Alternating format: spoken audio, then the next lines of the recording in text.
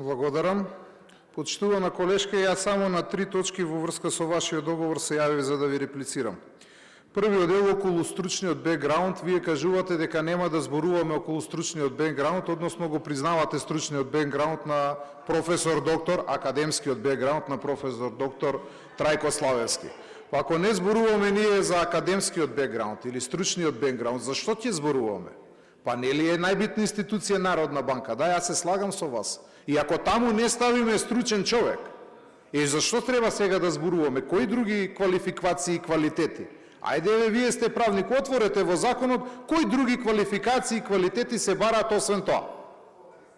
Значи, основна е стручноста. И вие сега за стручноста не сакате да дебатирате. Втората работа. Јас сум навистина денеска многу изненаден во ова собрание. И вие и претходната колешка се воодушевувате на Никола Груевски со тоа што го разрешил Трајко Славевски.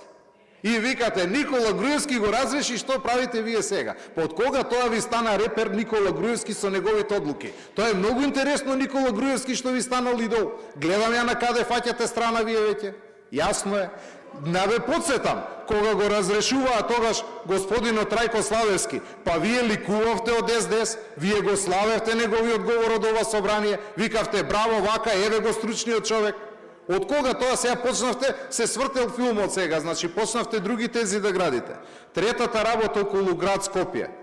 Почитувана колешке, во град Скопје професорот Трајко Славевски беше меѓу другото председател на Советот благодарение и на вашиот глас. На гласот на вашиот представник од НСДП. Па вие го гласавте за председател, се сеќавате? Па ние имаме од 45 советника во град Скопје 16 само.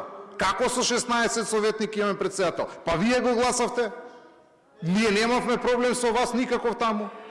И вие сега викате, ваков бил, таков бил, онаков бил, а ондека заедно се гласат. Па како стана председател? Ајде, пресметајте, мора да има мнозинство на гласови. Како?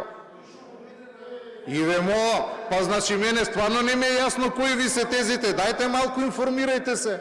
И ајде ако зборуваме веќе за стручност за ова зона, дајте да почнеме малце реално да дебатираме. Јас сега мислев дека вие ќе зборувате околу неговите политики, околу макроекономијата, како ќе ја развива. Па сега ги чекам, например, колегите од друга политичка партија да имаат тези кои што ќе влечат повеќе на кај лево, не на кај десно. Таква дебата да развиеме. Вие сте развиле дебати за град Скопје, а бираме гувернер на Народна банка. Па што го гласате тога, зошто остануваме таму? Благодарам.